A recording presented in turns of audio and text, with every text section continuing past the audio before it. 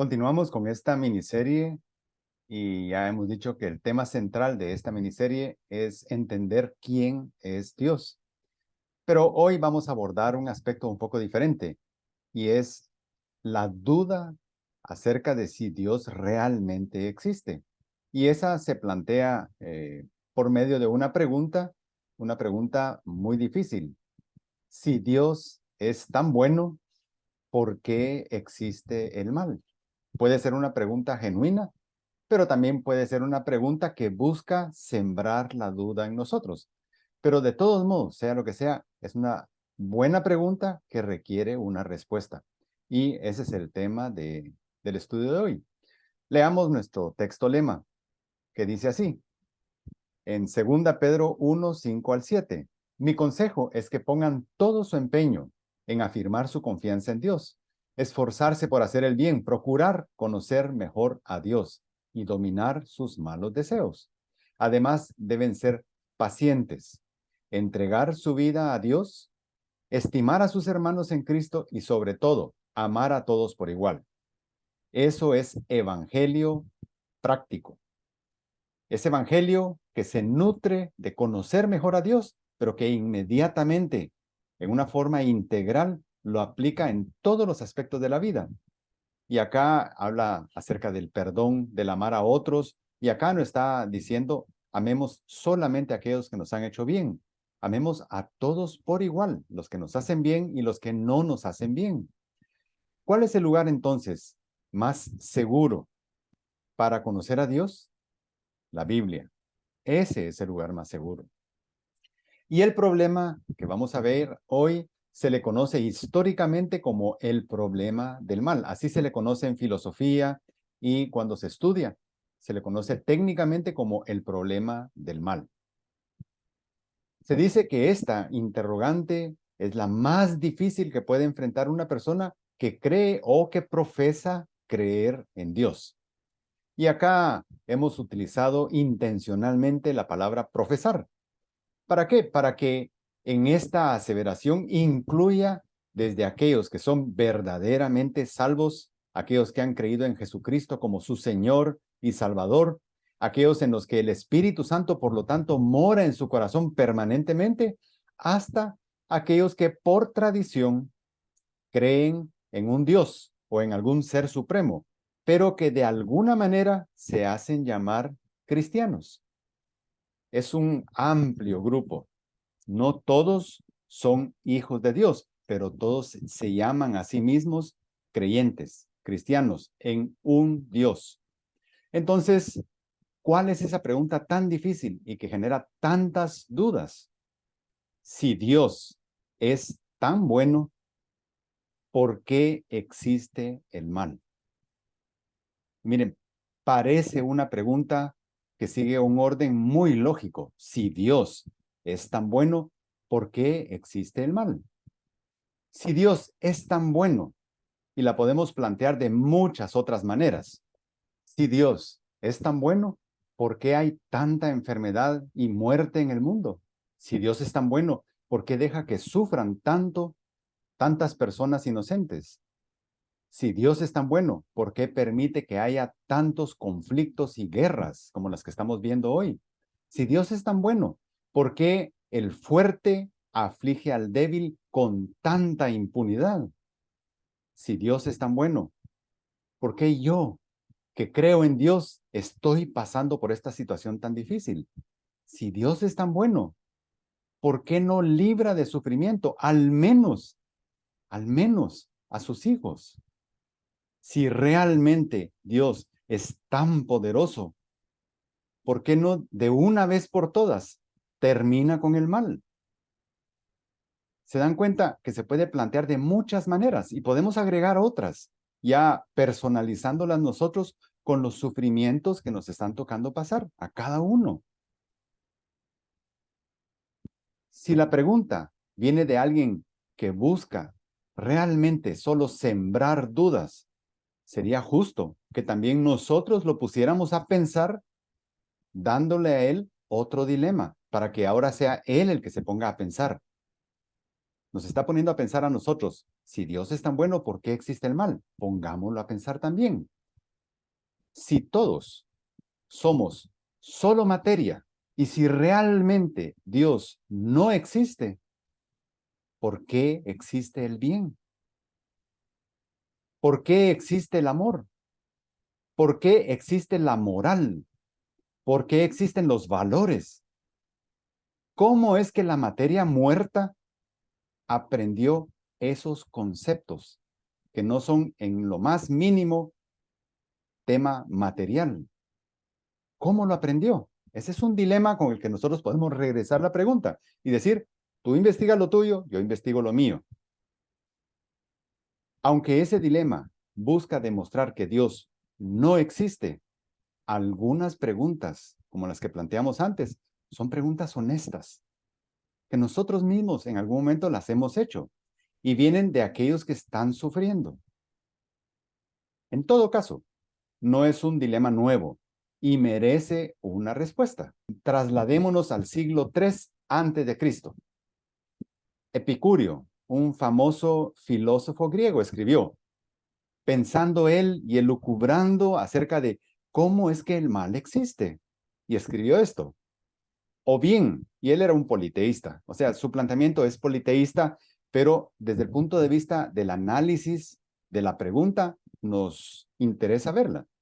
O bien, los dioses, y está hablando él, ¿por qué existe el mal? O bien los dioses pueden quitar el mal del mundo y no quieren, o estando dispuestos a ello, no pueden. O bien, ni quieren ni pueden. O, en último término, tienen capacidad para hacerlo y están dispuestos. Si tienen voluntad de eliminar el mal y no pueden, entonces no son omnipotentes, porque quieren pero no pueden.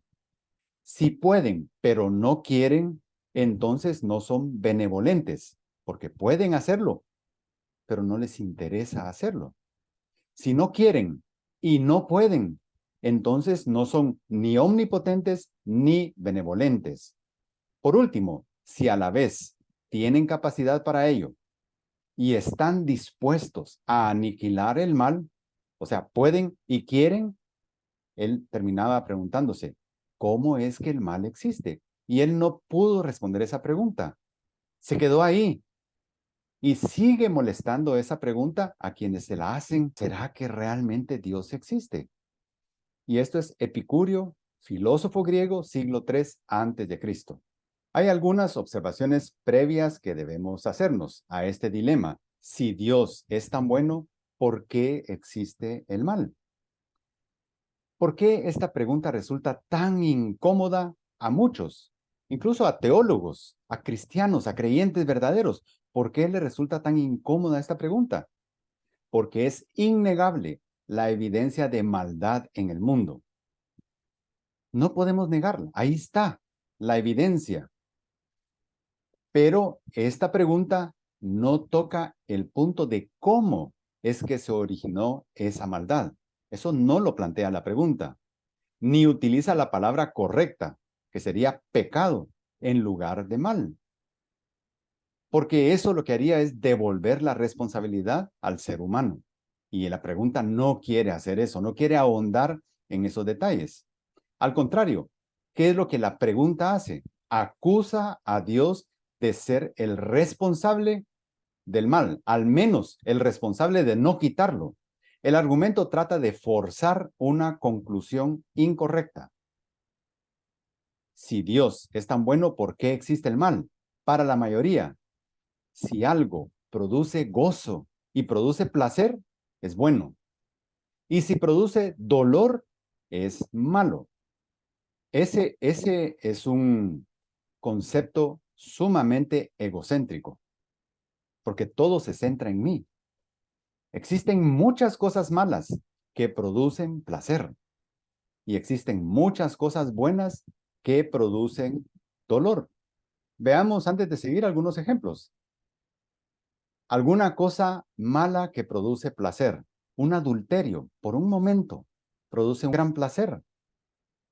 pero se está cometiendo algo grave que va a tener consecuencias, pero en ese momento produce placer. El uso de alguna droga produce placer. Las adicciones en su momento producen placer, pero tienen muchas consecuencias. Entonces, el placer no es una buena guía para determinar si algo es malo o bueno. Por otro lado, hay cosas buenas. Por ejemplo, el ejercicio intenso para el cuerpo es bueno, pero puede producir dolor, dolor muscular. Entonces, hay cosas buenas. Por ejemplo, cuando yo me privo de algo en favor de alguien más, de alguna manera me está causando un dolor o al menos una privación, pero es algo bueno para hacer el bien. Entonces, no es una regla, no es un fiel de la balanza. Muy certero usar el placer y el dolor para definir si algo es bueno o es malo. Al definir lo bueno y lo malo, debe considerarse el tema del pecado. El único mal verdadero no es el dolor. El único mal verdadero es el pecado. Y obedecer a Dios por amor es el único bien verdadero. Luego de estas observaciones que tenemos que tener en cuenta para poder detectar muchos errores que están metidos dentro de esta pregunta que parece muy simple, vamos a ver tres posibles respuestas. Y recordemos cuál es la pregunta. Si Dios es tan bueno, ¿por qué existe el mal? Tres respuestas posibles. Veamos la primera. Dios, en su bondad, estableció leyes naturales que ponen orden y evitan el caos y la destrucción general. Esas leyes muchas veces pueden provocar dolor, pero son indispensables para garantizar la vida. Leyes como la gravedad, la inercia, el movimiento de los vientos, el movimiento de las aguas, las mareas, las lluvias, la radiación solar y la vida que esa radiación ayuda a mantener aquí en la Tierra. Pongamos por un momento que desaparece la gravedad. No había nada que nos mantenga a nosotros pegados al suelo. En todo el mundo, todos saldríamos disparados a la velocidad en la que la Tierra se está moviendo. Nos separaríamos de la Tierra y cada quien agarraría su camino. Eso llevaría al caos y a la destrucción inmediata de toda la humanidad. La gravedad es indispensable. La gravitación, esa misma gravedad, permite que la Tierra mantenga una distancia constante respecto al Sol.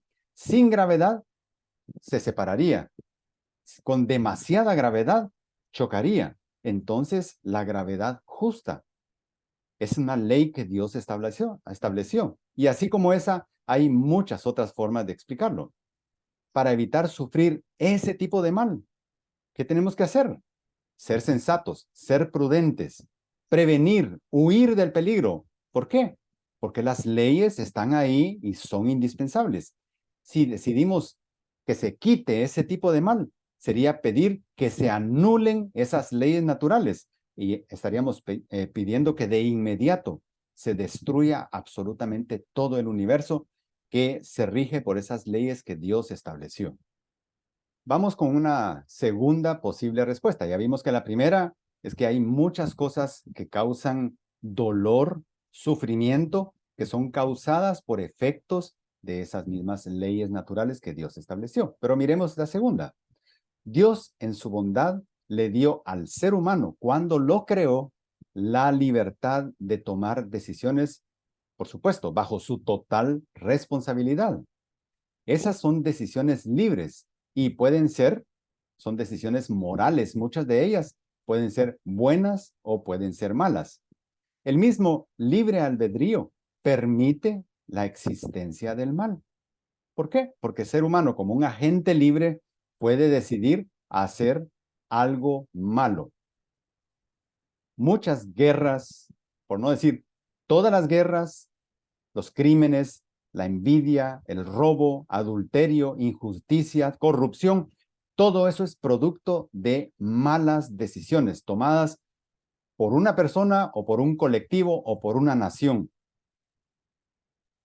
Pero sin esa libertad no seríamos seres humanos. Si Dios haciendo al ser humano a su imagen y semejanza, no le hubiera dado la capacidad de tomar decisiones, entonces seríamos nosotros como los animales que viven por puro instinto. O seríamos como máquinas, como robots. Pero Dios no nos hizo así. Si nosotros pedimos que se quite el mal producto del ejercicio del libre albedrío del ser humano, estaríamos pidiendo que Dios quite la libertad humana. Y eso sí ya no le gusta a nadie. Que Dios le quite la libertad para decidir hacer lo que quiera hacer. Esa es una segunda respuesta y es legítima. Una tercera respuesta. Dios Todopoderoso no puede hacer algo que sea absurdo. No puede hacerlo. Y acá no tenemos ningún problema de decir, entonces estás diciendo que Dios tiene límites. Claro, el absurdo se sale de lo factible, incluso para Dios. ¿Podría Dios crear, por ejemplo, seres humanos libres sin darles derecho a elegir libremente entre el bien y el mal? Esa es una pregunta retórica. La respuesta es no. Para que sean entes libres, deben poder elegir libremente entre el bien y el mal. Pero si yo pido no, yo quiero que Dios haga seres humanos libres, pero que no puedan decidir, lo que estoy pidiendo es un absurdo. ¿Podrían, por ejemplo, existir el bien sin que exista el mal? No, es otra pregunta retórica. La omnipotencia no permite hacer lo imposible.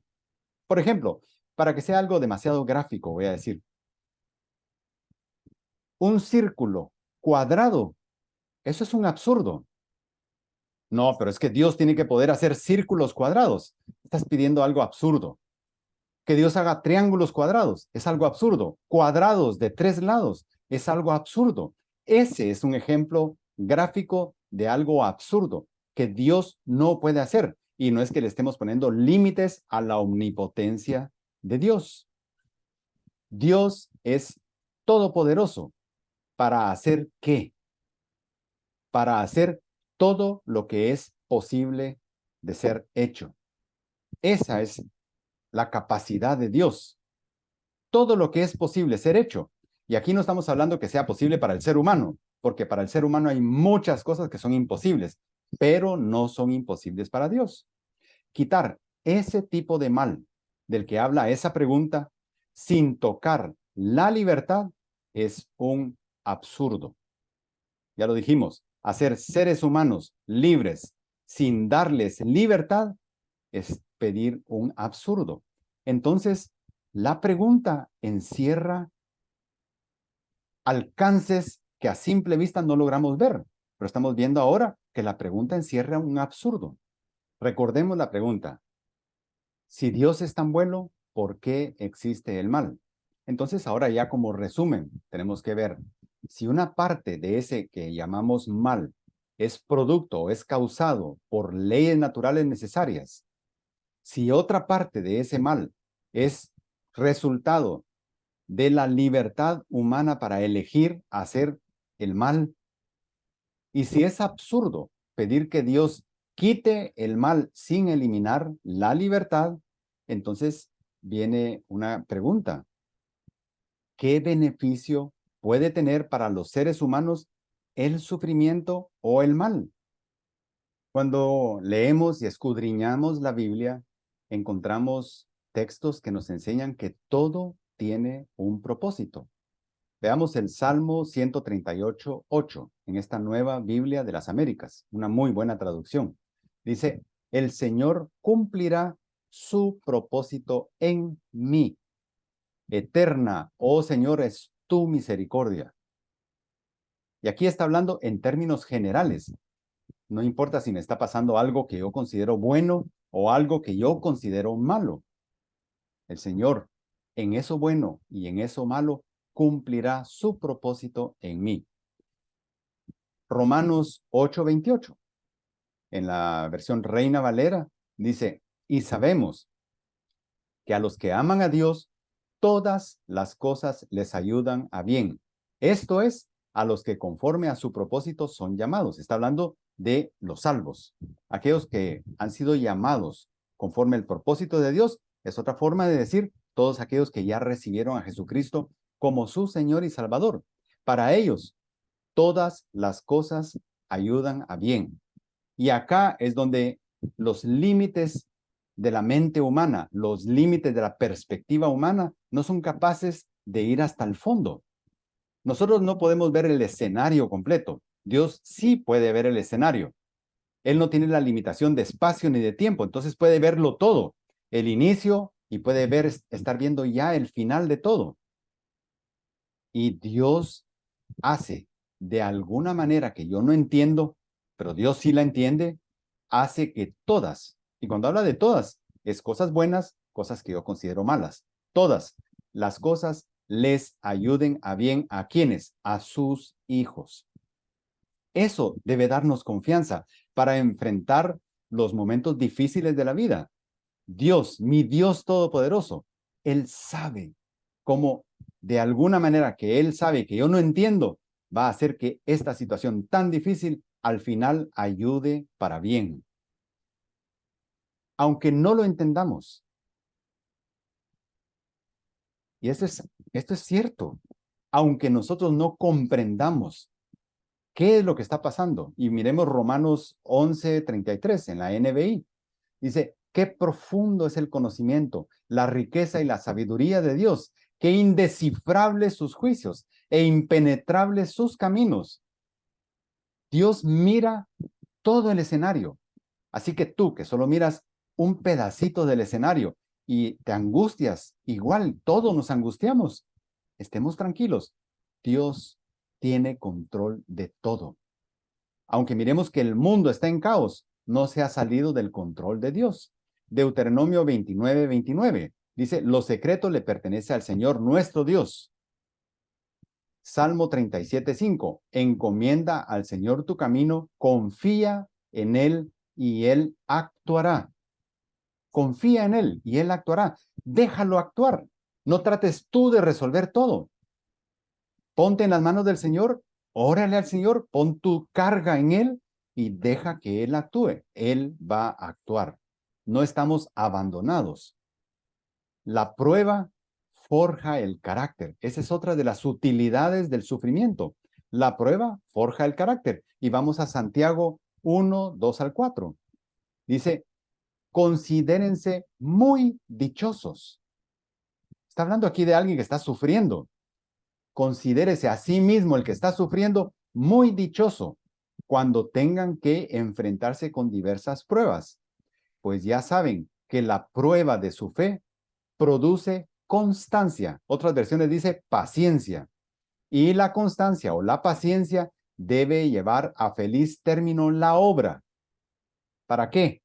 Para que lleguemos a ser perfectos e íntegros, sin que nos falte nada. ¿Qué significa? Así como el fuego en el oro contaminado sirve para extraer toda la escoria, la lleva a la superficie y es fácil de removerse. Y ese oro cada vez se refina más, se refina más. ¿Con qué? Con fuego y con más fuego.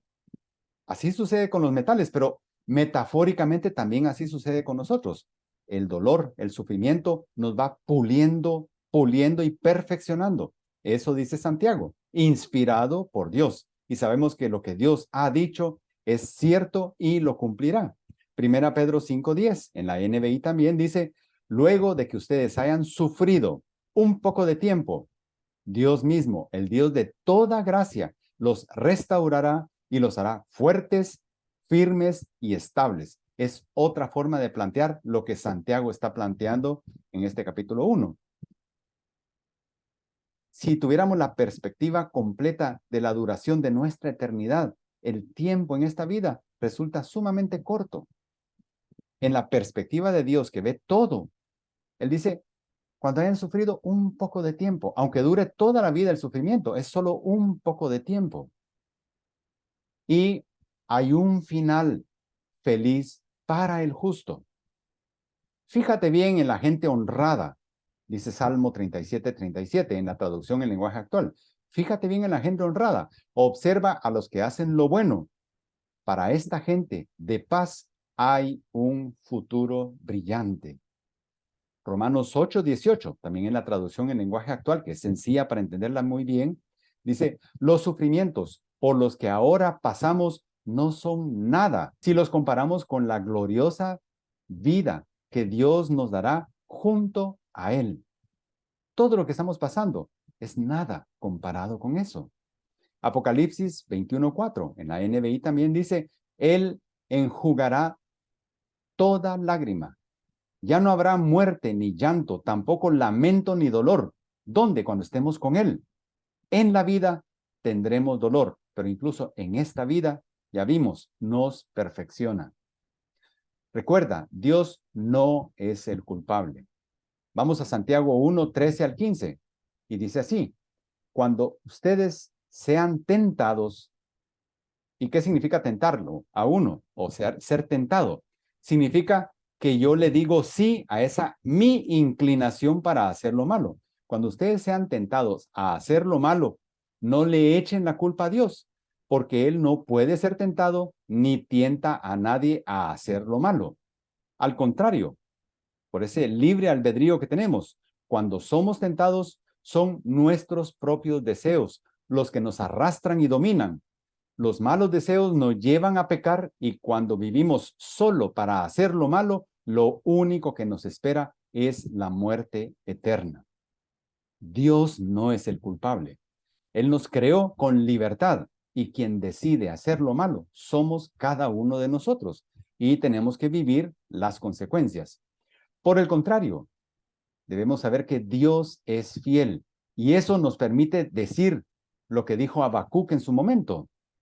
Aunque la higuera no florezca, ni haya frutos en las vides, aunque falle la cosecha del olivo y los campos no produzcan alimentos, aunque en el redil no haya ovejas, ni vaca alguna en los establos, aún así, yo me regocijaré en el Señor, me alegraré en el Dios de mi salvación. ¿Por qué? Porque Él, mi Dios, que me ama, y del cual yo soy su hijo. Él está en control de todo. Él hará que esto termine bien para mí, para todos los que le aman. Así que estemos tranquilos, estemos confiados, estemos gozosos y si estamos sufriendo, no busquemos culpables. Veamos qué podemos aprender de ese momento difícil de la vida. Y ya sabemos, mucho mal puede venir por leyes que Dios no puede ni debe quitar, o todo se destruye. Muchas cosas vienen porque el ser humano, usando su libertad, la usa para hacer el mal que lleva dolor a muchas personas. Y por otro lado, no pidamos que Dios haga un absurdo, porque Dios no puede hacer un absurdo. Entonces, ¿quiénes tienen que decidir? Cada uno de nosotros. Decidamos hacer lo correcto. Si Dios es tan bueno, ¿por qué existe el mal? Ahora tenemos ya respuestas para esa pregunta. Oremos. Señor, gracias, porque tu palabra nos revela el propósito del sufrimiento en nuestras vidas. Y también tú estás a nuestro lado y nunca nos vas a dar una carga más fuerte que la que podamos soportar. Te damos gracias, Señor, porque aunque alguien quiera sembrar la duda en nuestro corazón, hay certeza de que tú tienes control de todo. Oramos, Señor, por aquellos que están sufriendo en este momento, en el nombre de Cristo Jesús. Amén.